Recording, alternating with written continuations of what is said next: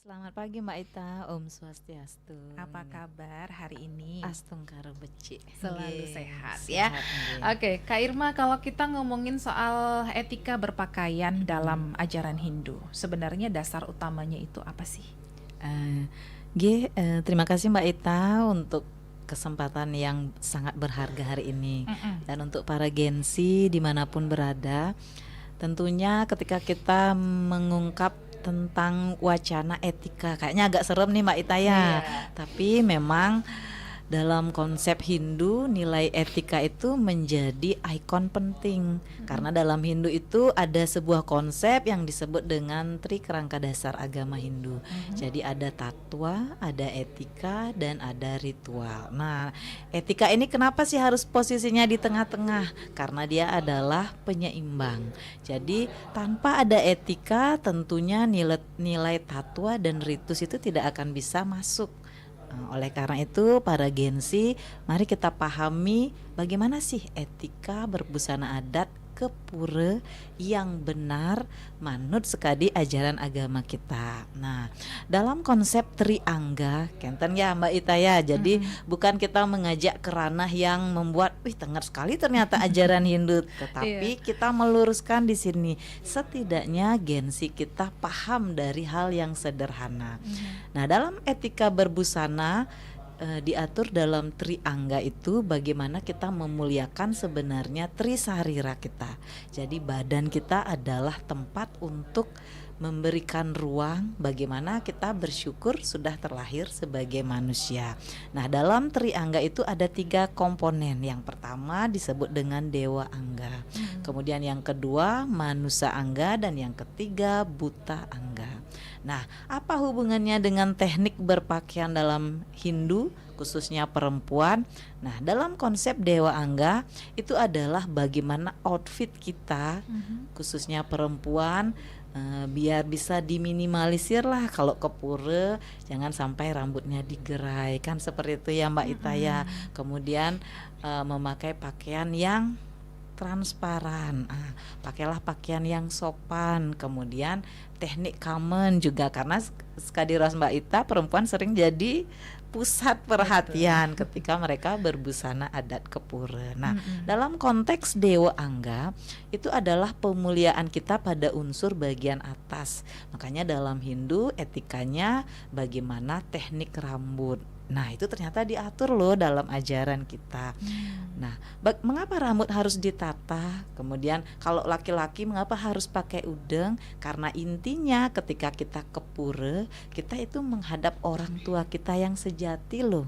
Siapa itu? Ide Sang Hyang Widiwasa yang dalam catur guru disebut dengan guru swadhyaya.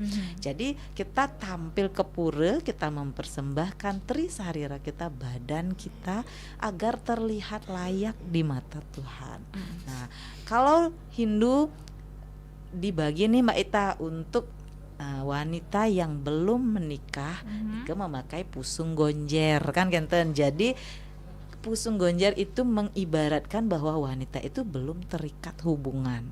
Nah, dengan rambut yang dipusung terurai, artinya itu menggambarkan bahwa itulah bunganya sebuah wanita, seorang wanita yang begitu suci dalam ajaran kita.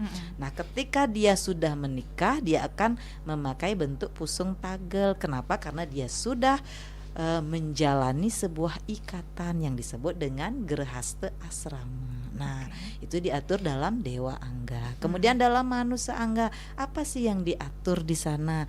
Itu diatur bagaimana teknik kita berpakaian ke pura. Kenapa kita harus memakai pakaian yang sopan? Karena kita menghadap Tuhan kita.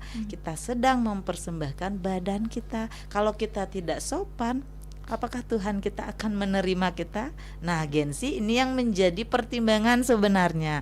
Jadi outfit yang keren itu bukan semata kita ingin terlihat wah, tetapi outfit yang keren sesuai dengan ajaran agama, itulah yang utama, itulah yang suci. Nah, mengapa harus kita memakai baju yang sopan dalam Hindu ada konsep Satyam Siwam Sundaram. Jadi konsep Satyam masuk ke kebenaran, konsep Siwam masuk ke kesucian, dan Sundaram itulah keindahan. Jadi ketika pikiran kita suci dibarengi dengan cara berpakaian kita yang rapi ke pura, maka Satyam Siwam Sundaram itu masuk goalnya meskipun sederhana. Berarti tidak menjas orang ke pura itu tidak boleh make up, bukan seperti itu. Tetapi yang ditekankan, kita ke pura bukan untuk hitung-hitungan nih sama Tuhan, tapi kita ke pura untuk senyaman-nyamannya menghadap beliau. Nah, di konsep Triangga yang terakhir itu ada buta angga. Apa sih yang diatur dalam etika berbusana ke pura? Ternyata teknik kita memakai kamen diatur di sana. Kenapa? Karena kita sedang menutupi aura bagian bawah kita. Dalam Hindu itu disebut pengendalian diri, Mbak Ita, karena energi turun itu dari pusar sampai bawah itu bagaimana kita memberikan ruang kepada tubuh fisik kita agar satripu kita, agar sapta timira kita terkekang. Oleh karena itu bagi Gensi dimanapun berada, Kenten jangan pakai kamen yang transparan nanti tujuan yang melihatnya mau menyembah Tuhan akhirnya kemana-mana pikirannya. Ya mungkin demikian Pak Ita sedikit menampar sedikit untuk anak-anak kita nggih. Karena banyak juga anak muda yang sekarang ngerasa kalau pakaian itu adalah bentuk ekspresi, ya kan? Kira-kira menurut Kak Irma gimana caranya supaya tetap bisa berekspresi tapi nggak lepas dari etika? Anak-anak Gensi dimanapun berada, benar yang diwacanakan Mbak Ita bahwa ekspresi itu hadir dari bagaimana kita menampilkan outfit yang kita pakai. Nah, perlu digarisbawahi, mari kita pahami sejak dini kemana kita mau memakai outfit tersebut. Nah, kalau ke pura tidak dibatasi nih untuk kita tampil secantik-cantiknya, untuk tampil seelegan mungkin, tapi harus tetap ingat bahwa kita itu sedang memuja beliau menghadap Tuhan. Gunakanlah tatanan pakaian yang benar-benar etis, sopan ke pura. Nah, kalau adik-adik ingin berekspresi, misalkan nih, mungkin nanti kan ada digelar seperti fashion show, kalau undangan seperti itu bisa di sana menggunakan kebaya yang mungkin agak lengan pendek kan Mbak Ita ya. Kalau ke pura usahakan jangan. Kita ke pura itu menutupi aura kita. Jadi tampillah ke pura sopan, tampillah ke pura bersih, hingga nantinya sundaram atau keindahan kita benar-benar kita fokuskan pada Tuhan. Oke. Tapi kira-kira kenapa sih perempuan itu lebih disoroti pakaiannya dibandingkan laki-laki? Kalau kita lihat dari sudut pandang ajaran agama Hindu itu seperti apa? Kenapa perempuan disoroti? Karena perempuan menarik, Mbak Ita. Kalau kita dilogikakan ya Mbak Ita ya, dari sekian mode pakaian, laki-laki mungkin itu aja, saput dari udeng, kemejanya mungkin modelnya seperti nike. Tetapi kalau perempuan, banyak sekali.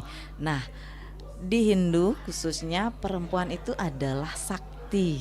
Jadi kalau konsep sakti, perempuan itu benar-benar berharga, punya nilai lebih.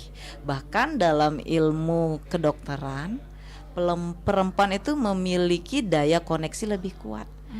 Oleh sebab itu perempuan mampu mengerjakan pekerjaan lebih banyak dari laki-laki karena belahan otaknya itu memiliki beribu macam neuron-neuron yang sangat luar biasa. Nah, ketika perempuan mengekspresikan dirinya, maka lawan jenisnya akan tertarik. Nah, ketertarikan lawan jenis ini agar searah dengan ajaran agama. Bagaimana sih kita yang sebagai wanita, kita yang sebagai perempuan untuk memegang konsep tersebut bahwa cantik di mata Tuhan dalam utama mandala, terutama di pura ya Mbak Ita ya, adalah cantik yang sejalan dengan ajaran Dharma. Kalau kita memakai pakaian yang transparan, nah karena manusia ini perempuan itu adalah boleh dibilang makhluk paling seksi iya, makhluk menarik iya, dan tapi ketika tidak bisa memegang marwah tersebut sehingga ada nyanyian di Bali, selayu-layu bungan sandat itu pasti tetap tetap harum. Maka untuk menjaga agar nilai lagu itu tetap ada, mari kita posisikan diri sebagai seorang perempuan Hindu yang cerdas, yang beretitude, yang kemudian yang memberikan marwah bahwa perempuan itu tidak hanya untuk dilihat, tetapi untuk dijadikan pilot project bahwa perempuan adalah penjaga ritus budaya Bali. Coba tidak ada perempuan, siapa nih yang bawa Banten ke pura? Kan tidak menutup kemungkinan banyak sekarang yang laki-laki yang membantu istrinya, membantu pacarnya mungkin ketika tangkil ke pura membawa aturan, membawa persembahan seperti itu. Jadi untuk Gen Z yang sekarang labelingnya perempuan, ayolah kita cantik bukan hanya secara fisik tetapi secara kesadaran, Kenten Mbak Ita. Oke, sebenarnya Kak Irma, kalau dalam agama Hindu, apakah pakaian itu cuma dilihat dari tertutup atau enggaknya, atau sebenarnya juga berkaitan dengan perilaku seseorang? Nah, pakaian itu, dalam konteks tadi Triangga itu kan menutup di bagian manusia angga, itu mencirikan karakter. Nah, dalam konsep Satyam Siwam Sundaram dia lebih ke konsep siwam, kesucian. Nah, oleh karena itu diarahkan ketika kita memakai busana adat ke pura yang bersih, yang rapi. Dalam artian ketika kita memakai pakaian yang bersih, misal kadang-kadang dianalogikan pakailah pakaian yang putih kalau ke pura atau kuning. Mengapa sih harus putih atau kuning? Tidak bolehkah warna yang lain? Boleh. Tetapi kembali lagi ke intern kita. Kalau kita ingin ke pura dengan tujuan sembahyang, kenapa sih kalau kita tidak memilih putih atau kuning? Nanti kita pakai outfit yang lain, yang warna yang berikutnya, karena dalam Hindu putih itu adalah lambang dari Siwa itu sendiri, kesucian. Kalau kita sudah memakai bentuk fisik warna putih, secara otomatis vibrasi kesucian itu akan hadir. Nah, begitu juga dengan warna kuning. Warna kuning dalam Hindu itu adalah sebuah analogi sari, atau sari itu disebut dengan berkah amerta. Jadi ketika kita memposisikan diri kita dengan memakai warna tersebut, vibrasi suci, vibrasi keberkahan itu akan menjadi awal cikal bakal bagaimana kita memperoleh berkah-berkah yang tak ternilai, Mbak Ita. Jadi bukan di sini menutup kemungkinan, mungkin kan fashion banyak sekali, Mbak Ita ya.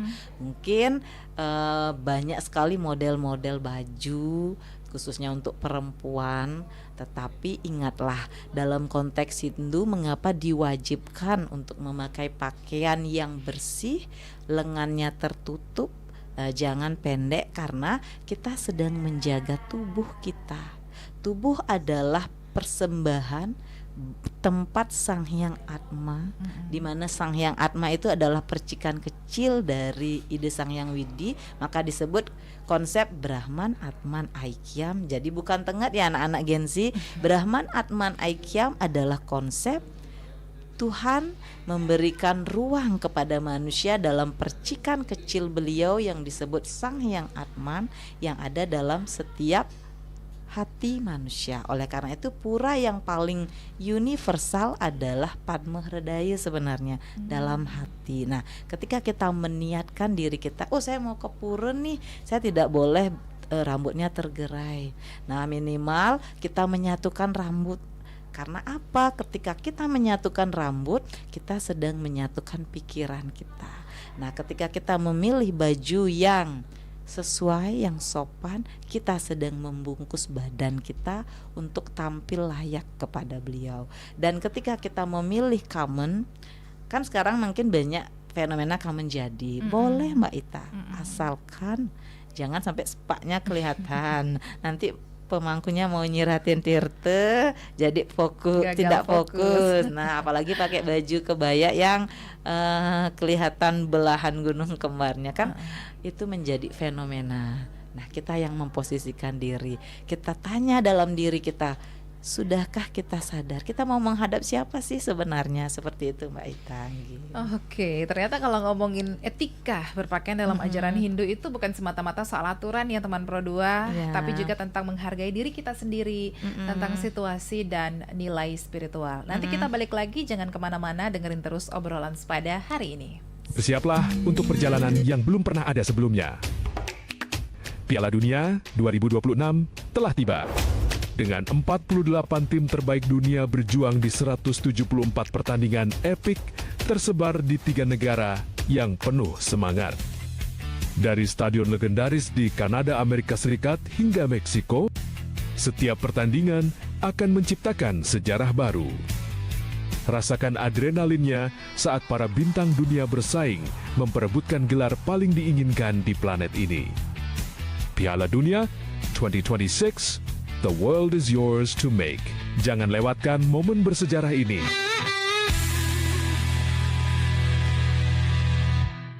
Di pagi yang sibuk ini, Budi sepertinya punya semua waktu di dunia. Tapi sebuah notifikasi kecil akan mengubah segalanya. Satu kecurangan pandang, satu detik yang sepertinya tidak penting. Fokusnya terbagi, bahaya mengintai. Astaga.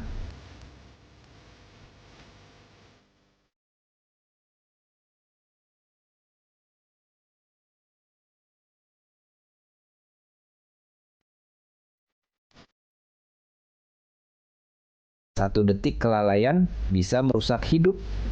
HP bisa menunggu, tapi hidup tidak. Jangan biarkan HP mengendalikan hidupmu. Fokus saat berkendara, pulang dengan selamat. Jangan bermain HP saat berkendara. Halo teman-teman, kenalkan ini Cici, ikan kecil yang tinggal di sungai yang indah dan jernih ini. Bagi Cici dan teman-temannya, sungai ini adalah rumah terbaik untuk bermain setiap hari.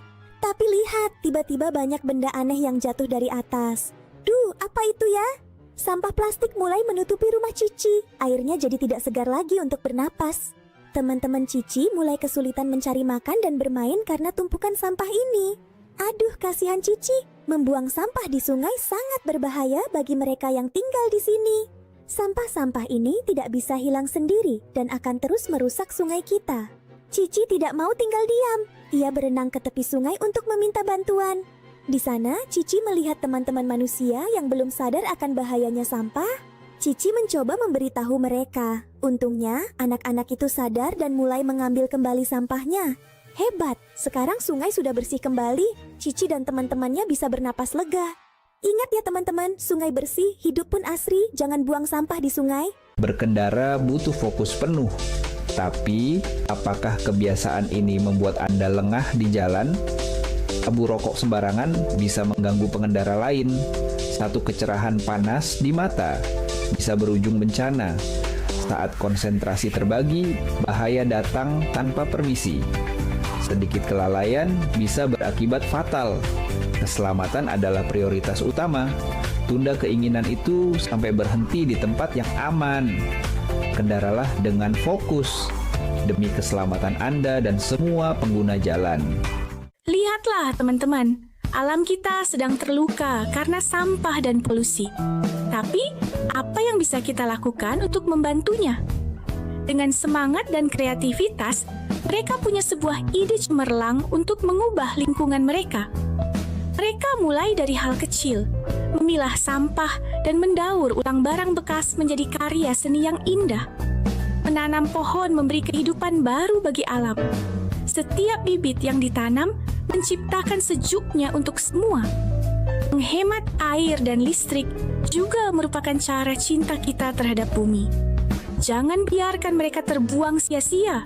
Terima kasih banyak teman Pro 2, masih di obrolan sepada, kita masih juga ngobrol soal etika berpakaian perempuan Hindu dalam ajaran agama Hindu, dan ternyata pembahasannya luas banget ya, karena memang bukan terkait dengan kain atau outfit, tapi juga soal cara kita menghargai diri kita sendiri dan orang lain gitu. Nah, jadi kita balik lagi Kak Irma, kalau sekarang kan perempuan Hindu di zaman sekarang era digital yang memang lagi aktif-aktifnya di media sosial, Nggih. suka mengikuti tren fashion. Kira-kira apa yang penting untuk tetap diingat? Nggih. Untuk perempuan Hindu dimanapun berada, khususnya kita menyasar Gen Z nih, karena Gen Z ini yang membangun peradaban. Mari kita muliakan peran kita nih sebagai wanita. Karena apa? Anak yang suputra itu lahir dari ibu yang cerdas. Nah, ibu yang cerdas itu tidak semata-mata karena gelarnya tinggi, bukan. Ibu yang cerdas adalah ibu yang mampu memberikan ruang pada dirinya sendiri. Pertama, dia self love dulu. Ketika dia sudah mencintai dirinya, maka pikirannya akan selalu positif. Nah, ketika pikirannya selalu positif, maka dia akan mampu untuk meningkatkan triguna di konsep satwam.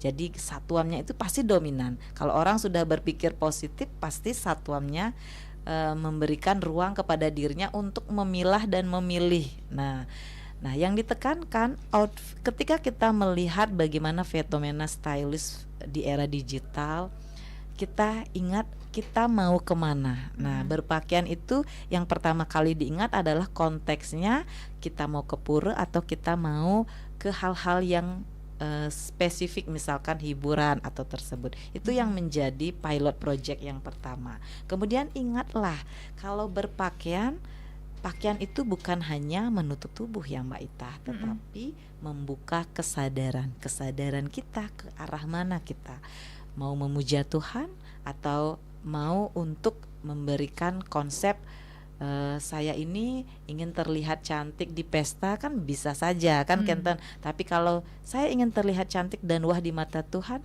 pasti ingatlah kesadaran kita. Kemudian kita juga perlu ingat Mbak Ita bahwa ada beberapa hal yang menjadi domain kita. Outfit boleh keren, tetapi attitude tetap harus terjaga. Kemudian ke pura itu bukan ajang fashion show, tetapi ke pura adalah ajang untuk connecting soul. Jadi kita membangun empati di pura.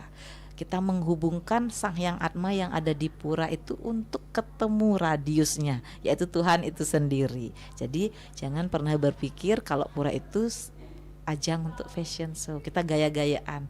Boleh kita gaya-gayaan ke pura, tetapi ingat satu hal, kita mau menghadap siapa, itu saja. Kemudian berpakaian rapi itu budaya. Nah, itulah yang mencirikan mengapa sekarang para desainer itu kerap sekali mengambil motif-motif yang digemari anak-anak perempuan. Jadi dari kebaya yang dulu motif Kartini kan segala macam sekarang. Nah, boleh berpakaian seperti itu, ingat, layakkah pakaian itu kita pakai ke pura? Karena ketika layak, nah ketika tepat, maka kebenaran akan selalu ada dalam teknik kita berbusana adat ke pura. Wah, seru sekali sebenarnya. Tapi sayang banget waktunya sedikit lagi. Mungkin yang terakhir yang ingin Kak Irma sampaikan untuk teman Pro 2 yang lagi dengerin atau yang lagi nonton di YouTube channel RRI Singaraja Official. Sekarang Gen Z kita, mari kita ubah mindset kita. Dari kita selfie nih di pura keren kan. Jadi kita ubah sudut pandang kita, bagaimana kita keren di mata Tuhan. Nah, kemudian aku berpakaian bukan untuk dilihat, tetapi untuk menghormati yang tak terlihat. Apa itu yang tak terlihat? Bagaimana aura kesucian, aura Tuhan ada dalam Trisarira para Gen Z. Etika kita berbusana adat ke pura adalah memuliakan Trisarira kita. Kita dibekali badan fisik yang disebut stula sarira. Tanpa stula sarira kita tidak bisa berkarma. Kemudian badan kedua adalah badan kesadaran yang disebut dengan suksma sarira. Ketika kita mulai sadar kemana arah kita berpakaian, di sana kita sedang memuliakan Tuhan yang ada dalam diri. Kemudian badan ketiga disebut antahkarana sarira, badan penyebab, badan yang menyebabkan kita lahir. Maka sebagai perempuan Hindu yang nantinya menjadi awal peradaban Hindu, generasi cerdas lahir dari wanita cerdas. Mari kita cerdaskan diri kita agar layak di mata Tuhan dan layak di mata dunia. Demikian Mbak Ita, semoga Wow. berkenan nggih. Terima kasih Kak Irma. Jadi teman Pro 2, kalau kita belajar ya, etika berpakaian dalam ajaran Hindu ternyata bukan sekedar soal tampilan luarnya Nggih. aja ya, tapi juga soal kesadaran diri, penghormatan terhadap tempat dan situasi, dan bagaimana kita membawa sikap yang baik dalam kehidupan sehari-hari. Karena pada akhirnya pakaian bisa jadi identitas, tapi nilai diri seseorang tetap terlihat dari cara bicara, cara bersikap, dan cara menghargai orang lain. Kak Irma, Nggih. terima kasih banyak Terima waktunya kasih hari Mbak ini. Ita, nggih. Sampai ketemu lagi ya di Nggih. obrolan pada berikutnya teman Pro 2. Jangan kemana-mana, dengerin terus Pro 2 FM Singaraja, teman terbaik kamu. Lihat dampaknya. Tindakan kecil mereka membawa perubahan besar.